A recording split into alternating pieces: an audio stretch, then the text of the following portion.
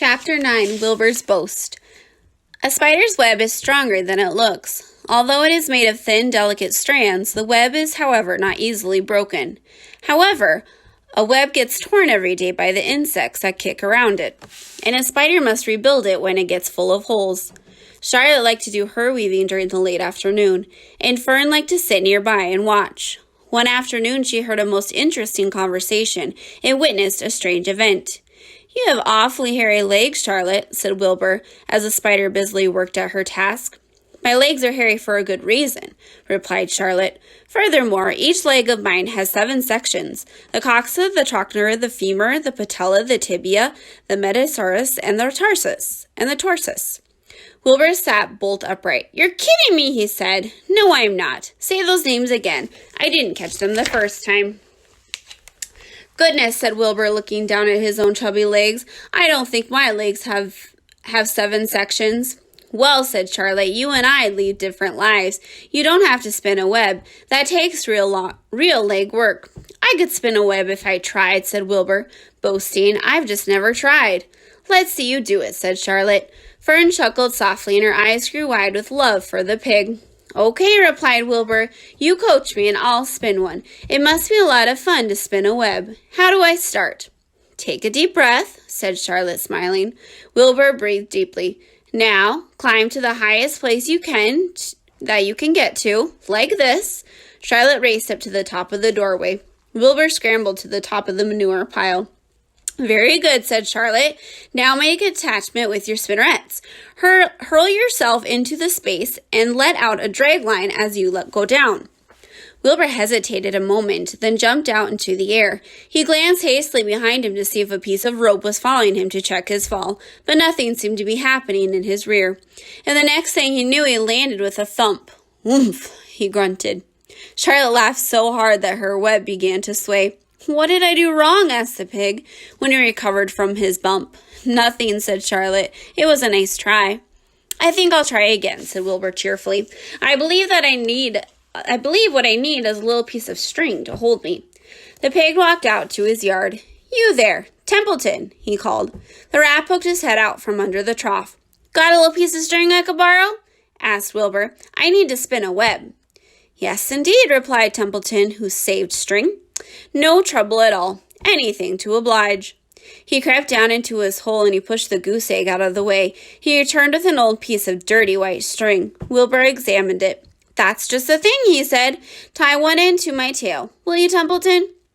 Wilbur crouched low with his thin, curly tail toward the rat.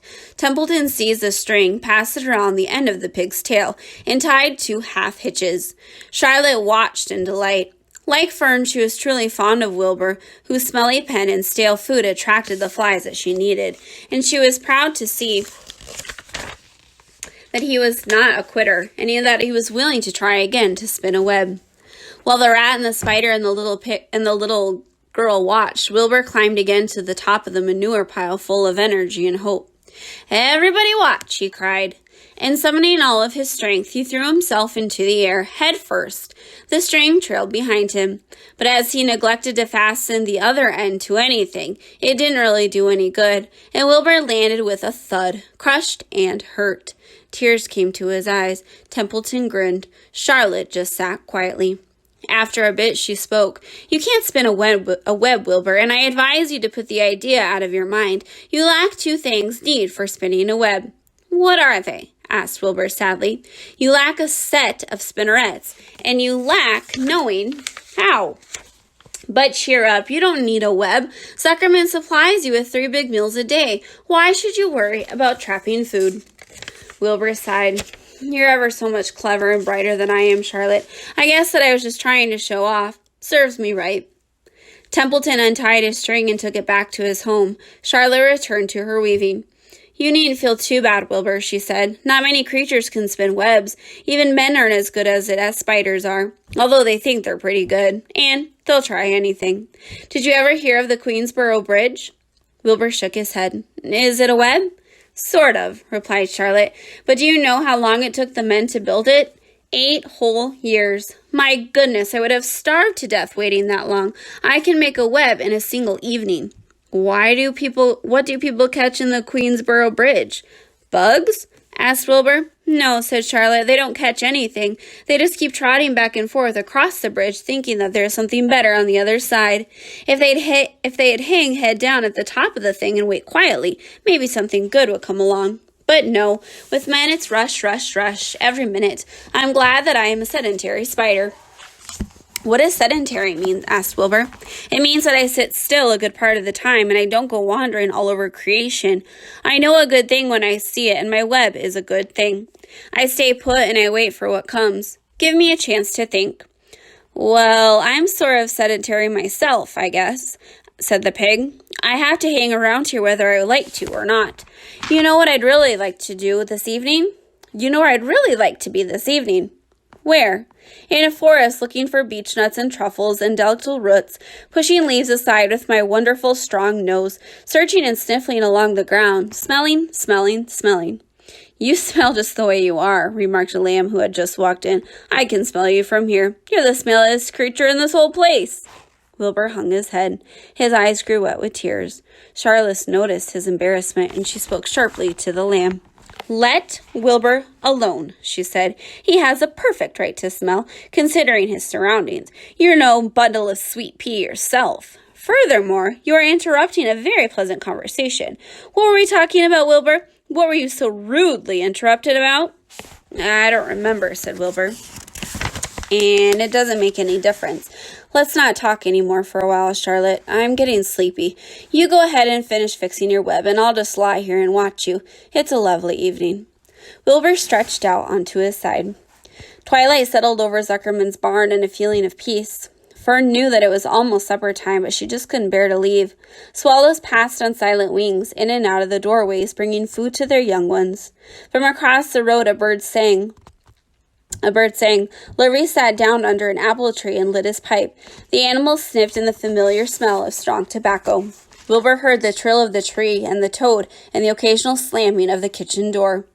All these sounds made him feel comfortable and happy, for he loved life and he loved to be part of the world on a summer evening. But as he lay there, he remembered what the old sheep had told him. The thought of death came to him, and he began to tremble with fear. Charlotte, he said softly. Yes, Wilbur, I don't want to die. Of course you don't, said Charlotte in a comfortable voice.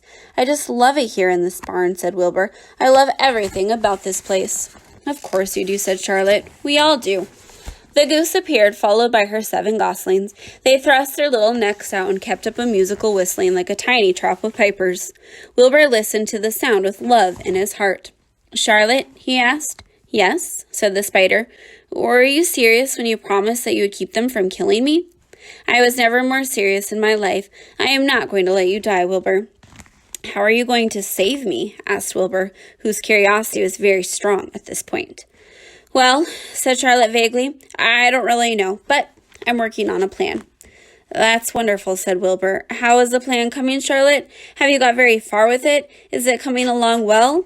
Wilbur was trembling again, but Charlotte was cool and collected. Oh, it's coming all right, she said lightly. The plan is still in its early stages, and it hasn't completely shaped up yet, but I am working on it. When do you work on it? Begged Wilbur. When I'm hanging head down at the top of my web. That's when I do my thinking, because then all the blood is in my head. I'd be only too glad to help you in any way that I can. Oh, I'll work it out alone, said Charlotte. I can think better if I work alone. All right, said Wilbur, but don't fail to let me know if there's anything that I can do to help, no matter how slight. Well, replied Charlotte, you must try to build yourself up. I want you to get plenty of sleep and stop worrying. Never hurry and never worry.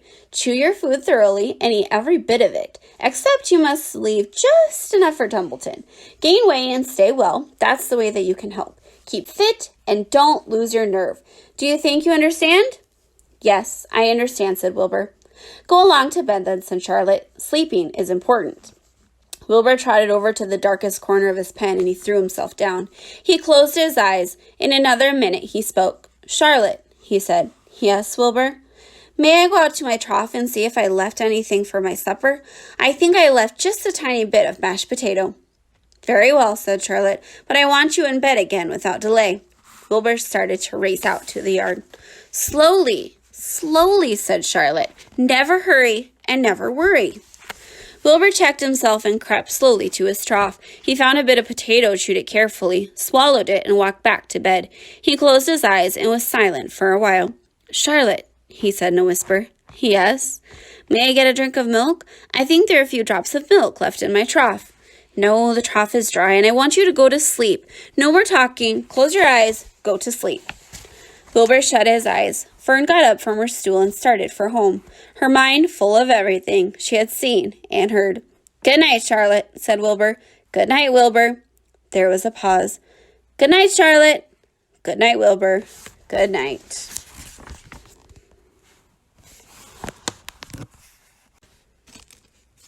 Chapter 9.